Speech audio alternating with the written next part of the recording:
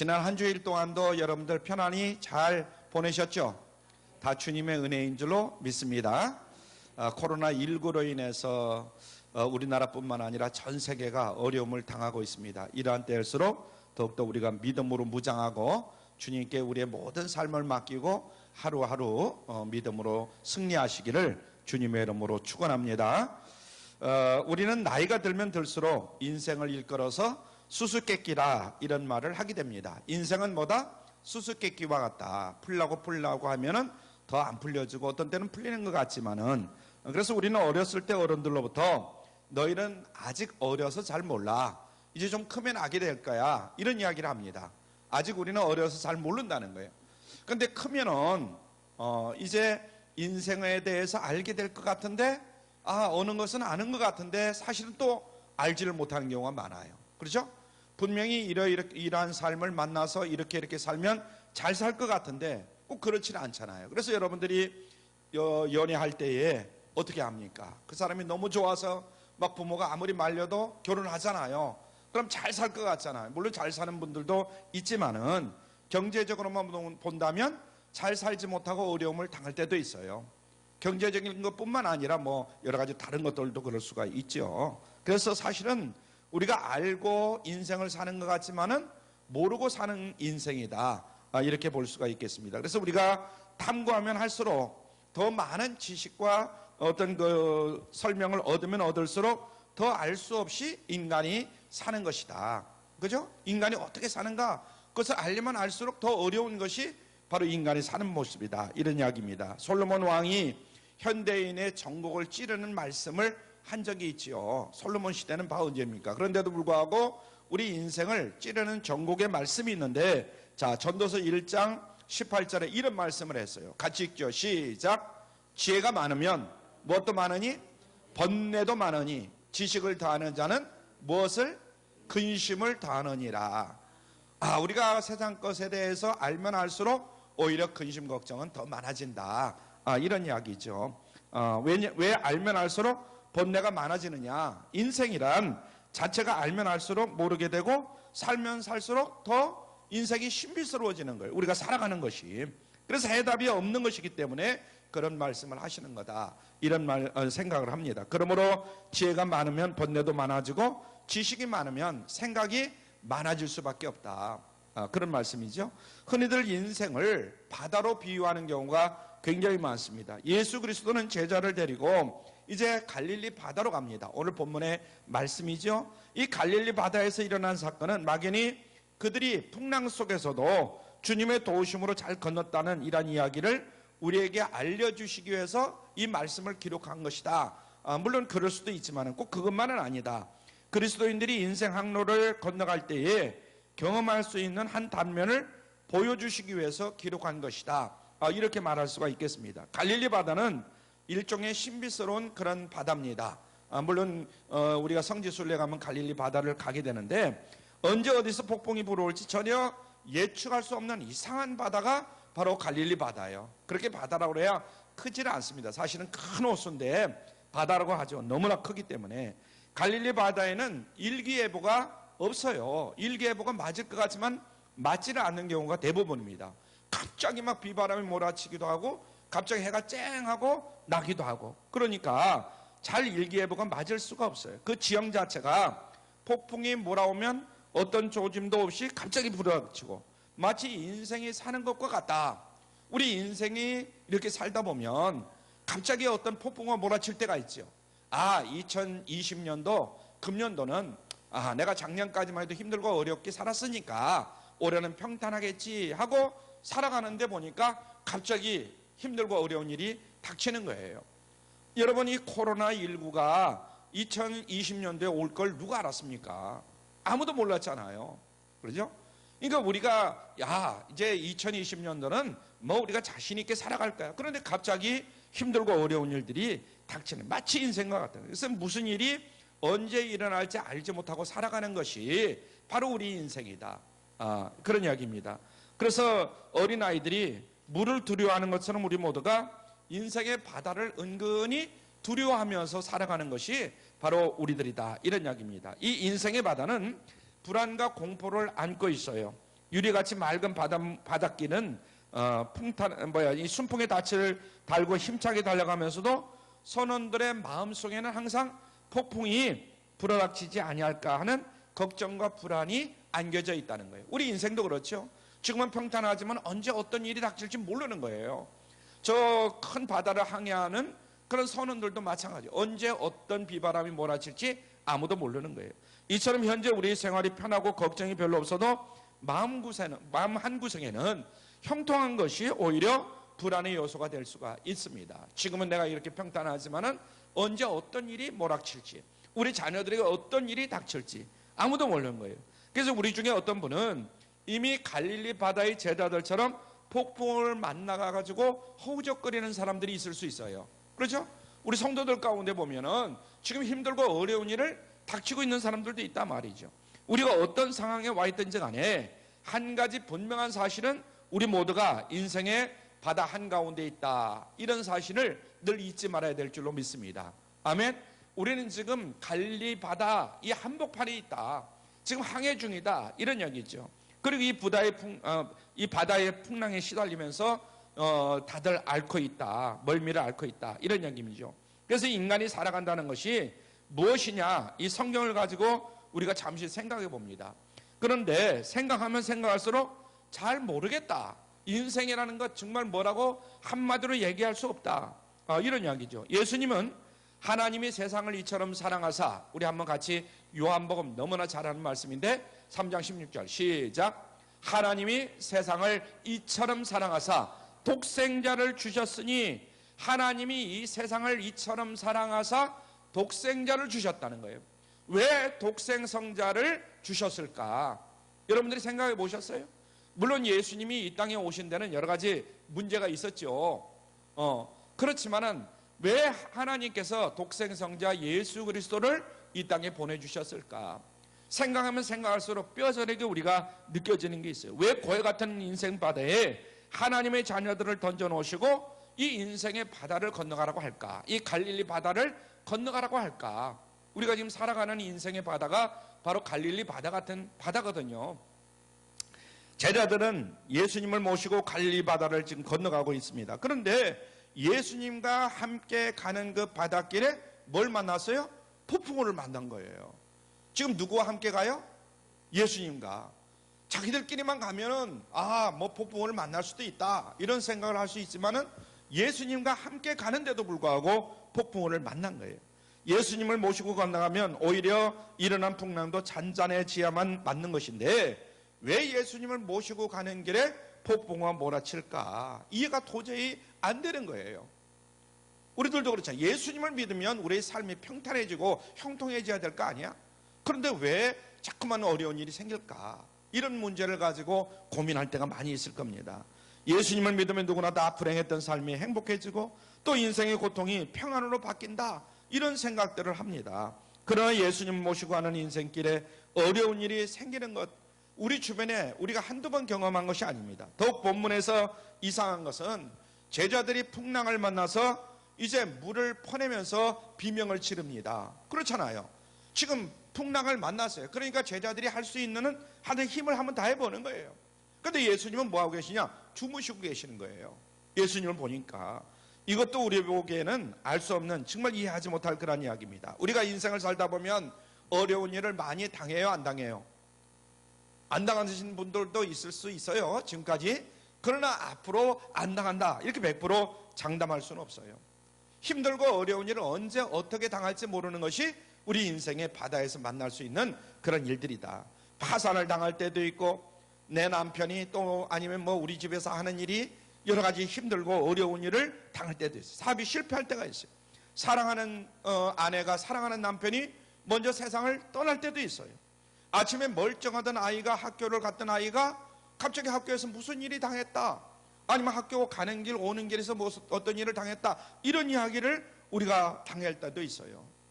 정말 알 수 없는 것이 우리가 살아가는 이 인생길이거든요. 하나님께서 무관심한 것처럼 어떤 때는 정말 하나님 나를 잊어버렸는가, 이런 생각을 가지고 우리가 살아갈 때가 많다 이거죠. 그래서 아무리 부르짖어도 하나님은 나의 그 어려운 상황을 아시는지 모르시는지 바꿔줄 생각도 안 하고 그냥 내버려두는 이런 경우가 가끔씩 있어요. 어두운 절망의 골짜기로 빠져들어가면 들어갈수록 내버려둘 때가 얼마나 많은지 몰라요. 저도 인생을 살아봤고 여러분들도 지금까지 인생을 살아봤어요. 그런 가운데에 내가 만난 하나님, 내가 만난 주님이 그때그때마다 나를 구원해 주셨느냐? 그건 아니다 이거예요. 솔직하게 우리가 한번 만나서 이야기를 해보면 다 그런 이야기를 하죠. 사실 인생의 사사건건에 대해서 왜라는 질문을 던지고 해답을 요구한다면 약간의 대답은 얻을 수 있을 거예요. 아, 그래서 그랬는가 보다, 저래서 저랬는가 보다. 그렇지만은 우리가 솔직히 얘기해서 온전하게 하나님의 진리, 아 그래서 그랬구나 하고 정확하게 알 수 있는 사람은 아무도 없습니다. 욥이라는 사람이 불행을 당해서 고통을 당하고 있을 때에 친구 3명이 와서 위로를 합니다. 그런데 위로한다는 것이 그들이 욥의 어려운 환경과 형편과 처지에 딱 맞는 말을 하는 것이 아니에요. 오히려 자기들 나름대로의 각자의 그 인생의 어떤 경험과 지식과 이런 것을 가지고 판단하면서 설명을 해요. 다 잘못된 견해죠. 그러니까 하나님이 뭐 화를 내십니다. 완전히 아는 것처럼 떠벌림이지만은 하나님이 들을 때는 그게 맞는 것이 아니거든요. 우리가 힘들고 어려울 때에 친구나 뭐 누구한테 뭐 힘들고 어려운 일을 얘기하잖아요. 그럼 뭐 저쪽은 뭐 하잖아요. 그게 다 맞는 말일 수도 있지만은 맞는 말 같지만은 맞지 않을 때가 많아요. 그 사람에게는 그 말이 맞았을지 모르지만 나에게는 안 맞을 때가 많다 이 말이에요. 그래요, 안 그래요? 100%다 맞는 것은 아니잖아요. 우리는 어떤 일을 당할 때 인간적인 설명을 구하려고 합니다. 그러나 그럴 때마다 더 미궁에 빠져요. 그래서 불행과 행복이 함께 공존하고 의와 불의가 함께 병행하는 이 땅의 상황을 우리는 정말 꼭 이래서 이렇다 하고 설명할 수가 없는 것입니다. 지금 지구 한 모퉁이에서는 양식이 남아서 버리는 사람들이 많아요.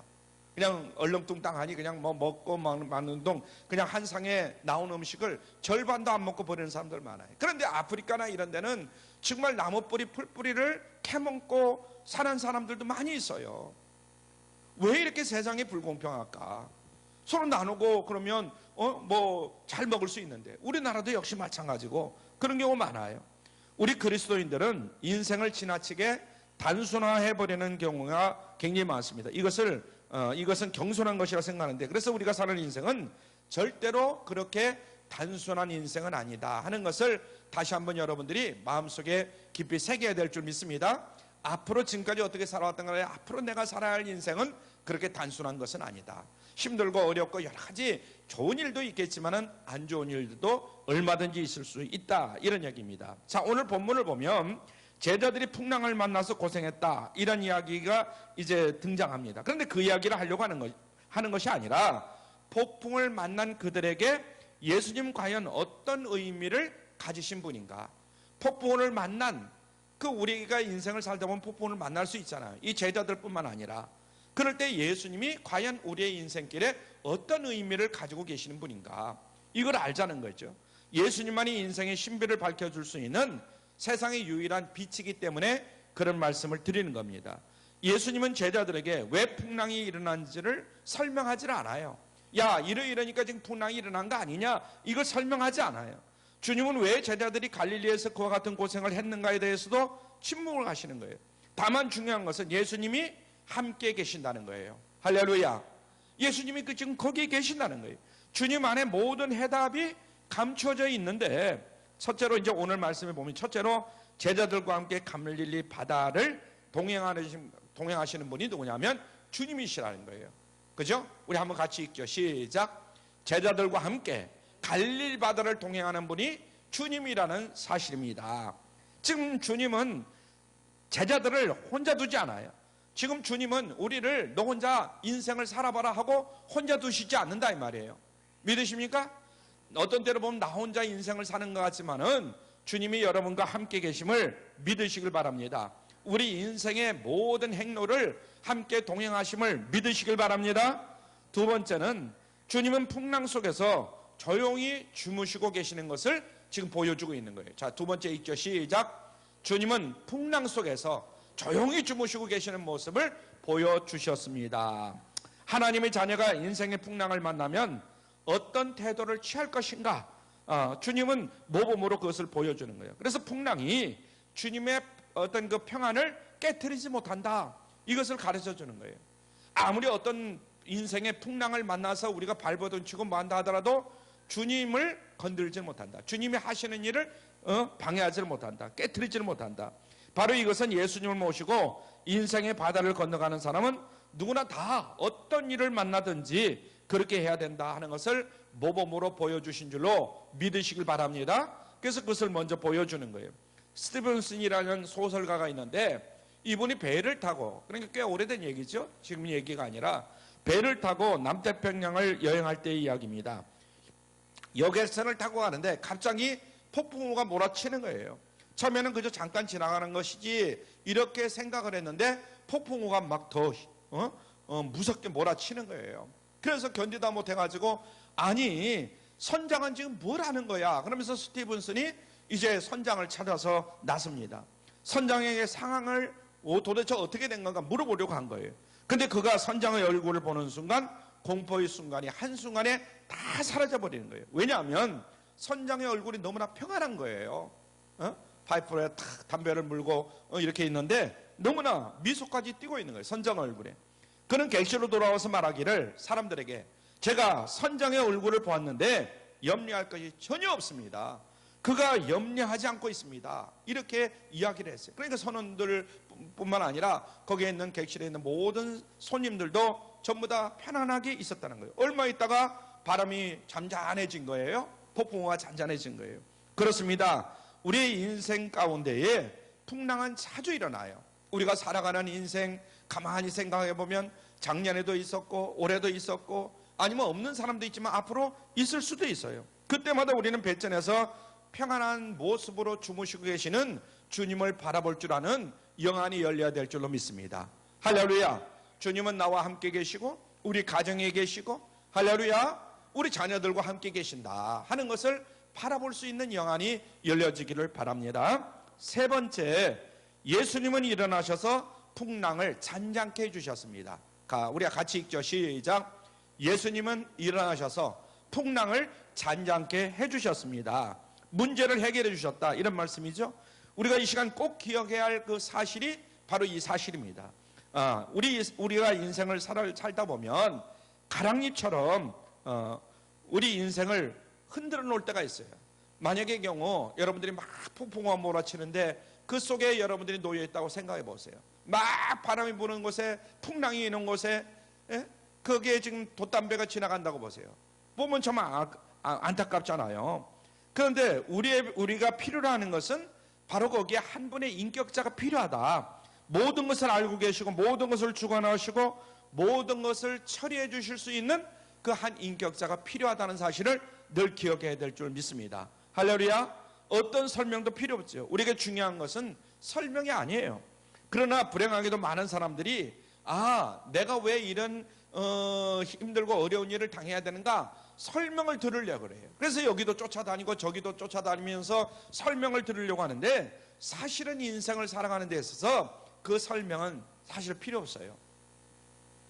지금 제가 얘기하면 여러분들이 도대체 무슨 말인가 이해가 잘 안 갈지 몰라요. 그래서 어떡하냐, 많은 사람들이 설명을 듣고 뭔가 이해해 보려고 그러고 또 아니면 예를 들어 불교라든가 다른 종교를 찾아서 막 다녀보는 거예요. 도대체 이해를 해보려고. 근데 이해가 될 것 같지만은 이해가 되지 않는 거예요. 그러므로 한 인간이 요구하고 필요로 하는 것은 한 인격자, 그 인격자를 만나야 되는데 바로 세상의 빛이 되신 예수 그리스도라는 인격자를 만나지 않냐고는 해결할 수 없다는 겁니다. 할렐루야. 예수님을 만나야 돼. 예수님을. 그 예수라는 인격자를 바라알고 바로 모시느냐 모시지 못하느냐 여기에 따라서 인생의 항로는 결정이 된다 하는 것을 우리가 늘 기억해야 될 줄로 믿습니다. 할렐루야. 태평양을 건널 때 선장이 어떤 사람인가 바로 알면 다른 것은 걱정할 필요가 없어요. 저 선장을 믿고 우리는 그 배를 타고 가면 되는 거예요. 나머지는 그냥 선장에게 다 맡기고 우리는 할 일을 하면 되는 거예요. 할렐루야. 그러면 나중에 목적지에 딱 도달할 수가 있다 이거죠. 마찬가지로 인생의 신비도 오직 예수 그리스도 한 분에게 그 모든 해답이 달려져 있다. 우리에게 중요한 것은 우리가 던진 왜라는 질문에 대한 설명이 아니다 하는 것을 분명히 알아야 될 줄 믿습니다. 왜 그럴까? 왜 그럴까? 왜 그럴까? 그래봐야 아무 필요가 없어요. 예수님은 여러분의 인생의 발걸음 한 걸음 한 걸음을 인도하고 계셔요. 할렐루야. 지금은 훈련 과정에 있고, 지금은 연단 과정에 있고, 지금은 또 좀 잠깐 쉬라고 할 때도 있고, 뭐 그런 겁니다. 그래서 이것을 깨닫지 못하면 점점 내 인생은 암담한 처지에 빠지게 되는 것이고, 에이 깐나 뭐 되는 대로 살아보지 뭐, 그냥 이렇게 모든 것을 운명에 뭐 인생에 맡기고 사는 사람들이 얼마나 많은지 몰라요. 이제 우리는 예수님이 중요하다는 사실을 마음에 간직하셨으면 우리도 제자들처럼 해야 될 줄로 믿습니다. 제자들이 폭풍을 만났을 때 처음에는 자기들의 지혜와 노력으로 뭔가 문제를 해결해 보려고 했어요. 우리들도 그렇잖아요. 어떤 문제를 딱 닥쳤을 때에 야, 우리가 힘과 능력으로 한번 해봐야지. 물론 뭐 스스로 해보는 것도 좋지만은, 그러나 그들은 한계점에 봉착한 것을 깨달았습니다. 그렇죠? 나름대로 자기들이 뭔가 해결해 보려고 했지만은 알았잖아요. 그래서 할 수 없이 주무시는 예수님을 깨우게 됩니다. 예수님께서 이제 깨우기 때문에 물론 다 알고 계시지만은 일어나셔서 제자들에게 어찌하여 무서워하느냐, 믿음이 적은 자들아, 이렇게 말씀하셨어요. 한번 따라하시죠. 어찌하여 무서워하느냐, 믿음이 적은 자들아. 오늘도 주님이 우리에게 그렇게 말씀하실지 몰라요. 어찌하여 두려워하느냐, 이 믿음이 적은 자들아. 이것은 책망으로 끝나는 말씀이 아니에요. 마가복음에도 똑같은 말씀이 있어요. 3월 금년도 3월 둘째 주인가 셋째 주에 이 말씀을 전했는데, 마가복음 말씀으로 전했는데, 제자들의 믿음이 적었다는 것을 지적하는데 그치지 아니하고, 더군다나 더 나아가서 그들이 적은 믿음이나마 그 적은 믿음을 가지고 있다 하는 것을 오히려 어떻게 보면 상기시켜주고 더 큰 의미가 있다, 이것을 깨우쳐 줍니다. 예수님은 3년 동안 복음을 나름대로 열심히 전합니다. 복음을 열심히 3년 동안 전하는데도 불구하고 그 복음을 듣고 그 믿음이 정말 잘 새겨져 있는 사람을 이제 만나게 되는데 딱 두 사람을 만나요. 그것도 예수님의 제자들이 아니에요. 여러분들이 잘 듣고 깨달음이 있어야 돼요. 마가복음 그 뒤에 이제 보면 15장에 보면은 한 인물이 나오는데 수르보니게 여인이 나옵니다. 자기 딸을 고쳐달라고 주님께 찾아옵니다. 마태복음 15장 26절에 보면 자녀의 떡을 취하여 개들에게 던짐이 마땅치 아니하냐 하다 이러면서 이제 주님이 거절을 하십니다. 그러자 그 여인은 뭐라고 말씀하냐면 주님한테 주여 올소이다마는 개들도 제 주인의 상에서 떨어지는 부스러기를 먹나이다. 15장에 마태복음 15장 27절에 보면 그렇게 말을 해요. 자기를 개와 같이 낮춥니다. 그럴 때 주님은 이렇게 칭찬을 합니다. 여자야 네 믿음, 참 우리 한번 보죠. 마태복음 15장 28절 시작. 여자야 네 믿음이 크도다. 네 소원대로 되리라. 할렐루야. 오늘 이 시간 여러분들이 주님으로부터 이 말씀을 들을 수 있기를 바랍니다. 여자야 네 믿음이 크도다. 네 소원대로 되리라. 주님이 그렇게 칭찬해줘요. 또 하나 있어요. 또 하나, 저 오늘 본문 그 앞에 보면 마태복음 8장이 나오는데 백부장이 찾아와서 자기 하인을 고쳐달라고 합니다. 그럴 때 주님은 내가 가서 고쳐주마 하면서 그 마태복음 8장 7절에 보면 내가 가서 고쳐주리라 이렇게 말씀을 하십니다. 7절에 이때 백부장이 마태복음 8장 8절에 보면 주님 우리 집에 오실 것이 없습니다. 그저 말씀 한마디만 해주세요. 저 멀리 있는 내 아이니 그냥 당장 낳겠습니다 하면서 주님에게 말씀을 합니다. 주님이 그 믿음에 놀라는 거예요. 오실 필요 없다는 거예요. 그냥 말씀만 한마디 여기서 해달라는 거예요. 그래서 뒤를 돌아보시고 무리들에게 이렇게 말씀하죠. 마태복음 8장 10절입니다. 시작. 내가 진실로 너희에게 이르노니 이스라엘 중 아무에게도 이만한 믿음을 만나보지 못하였노라. 할렐루야. 여러분들이 이런 칭찬을 들으시길 바랍니다.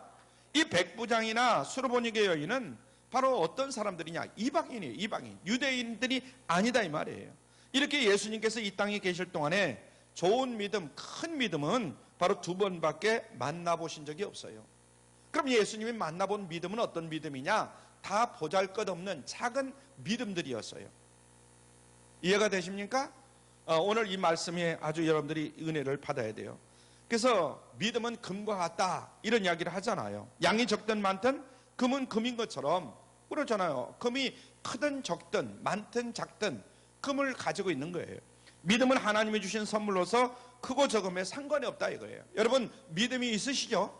어떤 사람은 큰 믿음이 있고 어떤 사람은 작은 믿음이 있어요. 지금 비록 내가 작은 믿음을 가지고 있다 할지라도 큰 믿음으로 언제든지 성장시킬 수 있고 변화될 수가 있어요. 그렇죠? 우리의 믿음은 그렇다는 얘기예요. 다시 말하면 하나님께 받은 믿음이라면 적은 믿음이라도 그것은 믿음이다 이 말이에요. 적든지 크든지 거기에 불순물이 좀 섞여 있든지 뭐 하든지 하여튼 믿음이다 이 말이에요. 노련한 금광석 그 채굴업자는 금을 찾아서 산을 헤맵니다. 그래서 산 속에서 조그만한 금을 찾으면 이제는 그 산 어딘가는 금이 있다는 걸 알아요. 말하자면 폭풍과 몰아치고 막 뭐 하면은 이 금이 떠내려오거든요. 근데 분명히 그 산 어디에 있다는 거예요. 숨어 있다는 것을 당장 알아냅니다. 그러므로 그 금조각 하나가 대단한 그 금광성업자의 그 출발이야 이제. 금광을 찾기자 하는.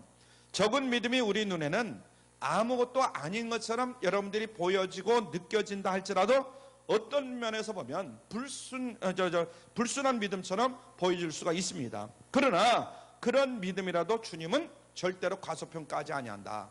누가 볼 때는 나에게 불순한 믿음, 적은 믿음 이거밖에 없는 것 같지만 주님은 절대로 그것을 그냥 무관심하게 생각하지 않는다. 그 믿음에 기대를 거는 줄 믿으시길 바랍니다.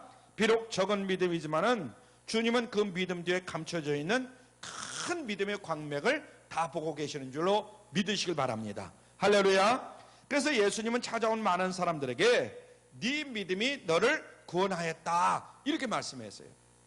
한번 따라 하시죠. 네 믿음이 너를 구원하였노라. 할렐루야. 우리가 지금은 당장 큰 믿음이든 작은 믿음이든 간에 네가 가지고 있는 그 믿음이 너를 구원했다는 거예요. 할렐루야. 네가 가지고 있는 믿음이 네 집안을 구원했다는 거예요. 할렐루야. 굉장히 좋은 무서운 얘기고 어떻게 보면 좋은 얘기죠. 제자들에게 어찌하여 무서워하느냐 이 믿음이 적은 자들아. 마태복음 8장 그 26절에 보면 그러죠. 이런 걸 볼 때 분명히 제자들이 가진 믿음에는 공포라는 불순물이 섞여져 있다는 거예요. 공포라는 그 불순물이 마가복음에 보면 의심이라고 하는 불순물이 끼어 있는 것을 우리가 볼 수가 있습니다. 마가복음에 보면 똑같은 말씀이 거기 있거든요. 마가복음 4장 35절에부터 쭉 보면 있는데 그러나 공포와 의심이 있는 적은 믿음이라 할지라도 그 적은 믿음을 바로 사용만 한다면 옳게 사용만 한다면 하나님께 순종한다면 놀라운 기적을 일으킴을 믿을 수 있길 바랍니다. 내가 지금 가지고 있는 믿음이 보잘것없고 여러 가지 거기에 불순물들이 섞여져 있다 할지라도 그 믿음을 지금 내가 사용을 하면 엄청난 일을 일으킬 수 있다 이거예요. 그렇습니다. 여러분이 완전한 믿음을 가질 수 있을까? 가질 수 있습니다. 할렐루야. 누구에게나 의심이 있을 수 있고 공포도 있을 수 있지만은 얼마든지 내 믿음도 온전한 믿음으로 바뀌어질 수가 있어요. 그런 의미에서 볼 때 주님의 눈에 비친 우리의 믿음은 적은 믿음이지만은 큰 믿음으로 성장할 수 있다 하는 것을 본줄로 믿으시길 바랍니다. 그래서 그 믿음이라도 제자들이 가졌기 때문에 위기를 만났을 때 그들은 주님을 깨우는 거예요. 주님 일어나세요. 큰일 났습니다. 적은 믿음은 우리 인생의 항로에 기도하게 만드시는 줄로 믿으시길 바랍니다. 여러분들이 지금은 기도도 안 하고 뭣도 안 하고 그냥 교회나 왔다 갔다 하는 것 같지만은 그러나 각자 힘들고 어려운 문제를 만났을 때 여러분이 기도하셔요. 할렐루야. 정말입니다. 놀라운 일이에요. 그래서 사랑하는 성도 여러분은 믿음이 있음을 다시 한번 깨달을 수 있길 바랍니다. 코로나19가 아무리 위력을 떨친다 하더라도 우리에게 믿음이 있으면 이 코로나19를 얼마든지 우리가 물리칠 수가 있는 줄로 믿습니다. 할렐루야. 이런 믿음으로 살아야 돼요. 그래서 주님을 향해 부르짖을 때에 주님께서 반드시 일어나셔서 우리의 문제를 해결해 주실 줄로 믿으시길 바랍니다. 문제는 이 적은 믿음을 우리가 가지고 있는데 어떻게 사용하느냐, 이것이 굉장히 중요하다 이거예요. 지금 내가 가지고 있는 적은 믿음을 어떻게 사용하느냐, 오늘 잘 들으시길 바랍니다. 그래서 드디어 예수님이 일어나셔서 바다를 잔잔케 하시는데 놀라운 일입니다. 27절에 보면 제자들이 뭐라고 하냐면 기이 여겼다 그랬어요. 그죠? 여기 기이 여겼다. 이 말은 경탄했다 이 말이에요. 대단히 강한 의미를 가진 그런 용어죠. 경탄했다, 기여긴다.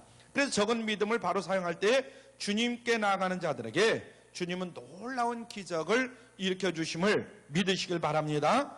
제자들은 예수님께서 하신 일 보고 놀랍니다. 우리가 인생 행로를 걸어오면서 오늘날까지 어려운 고비고비마다 적은 믿음을 가지고 눈물을 흘리면서 주님 앞에 기도할 때가 많이 있었을 거예요. 가정에서도 그렇고 여러분들이 교회에 나와서도 그렇고, 그럴 때 주님께서 여러분들을 지켜주시고 보호하시고 인도해 주신 줄 믿으시길 바랍니다. 아멘. 한 번, 두 번 놀랄 일이 아니에요. 저도 주님을 만난 적이 있고 여러분들도 만난 적이 있을 거예요. 한두 번씩은 다 있을 거예요. 아니면 매일매일 여러분들이 만날 수도 있고.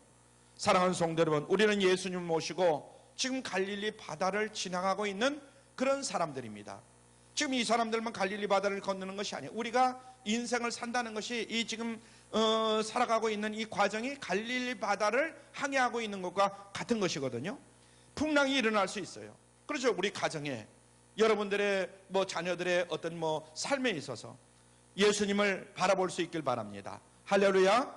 주님의 평안한 얼굴을 한번 보시길 바랍니다. 우리도 얼마든지 이 제자들처럼 그렇게 할 수 있어요.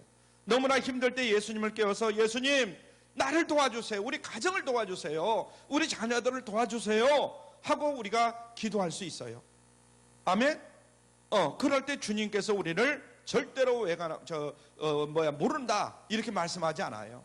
우리를 도와주실 줄로 믿으시길 바랍니다. 우리로 하여금 풍랑 속에서도 찬송할 수 있는 능력을 우리 주님은 우리에게 주실 줄로 믿으시길 바랍니다. 어디 가서나 주님의 존재를 믿을 수 있고 모든 것을 주님께 위탁하고 항상 소망 가운데 즐거워할 수 있는 적은 믿음을 가진 사람은 절대로 인생이 언제까지나 수수께끼는 아니다. 이제 풀려지는 놀라운 역사가 있을 줄로 믿으시길 바랍니다. 비록 나에게 적은 믿음밖에 없고 여러 가지 불순물들이 섞여 있는 그런 믿음이라 할지라도 그 믿음을 가지고 누구 앞에 나가야 되느냐? 주님 앞에 나가야 돼요. 주님 앞에 부르짖어 기도해야 될 줄로 믿습니다. 얼마 안 가서 예수님께서 분명히 해결해 줄 줄로 믿습니다. 오늘도 여러분들이 가정의 문제, 또 개인의 문제, 또 아니면 자녀들의 문제, 여러 가지 문제들이 있을 거예요. 그 문제들을 어떻게 해결할 것이냐? 여러분 반드시 해결할 방법을 우리 하나님은 우리에게 주셨어요. 할렐루야. 잠자고 있는 주님을 깨우시길 바랍니다. 우리는 또다시 일어서야 합니다. 고달프고 힘든 인생을 이제 살아야 하겠지만 그러나 우리는 다시 일어서야 돼요. 그리고 주님이 우리와 늘 동행하심을 믿으시고 용기와 소망을 가지고 나갈 수 있는 우리 모두가 되시기를 주님의 이름으로 축원합니다.